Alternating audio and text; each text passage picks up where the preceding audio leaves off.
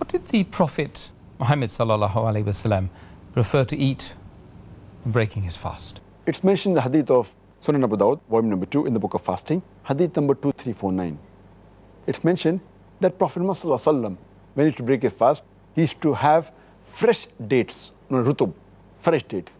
And if he did not find fresh dates, he used to have dried dates. And if that wasn't available, he used to have water.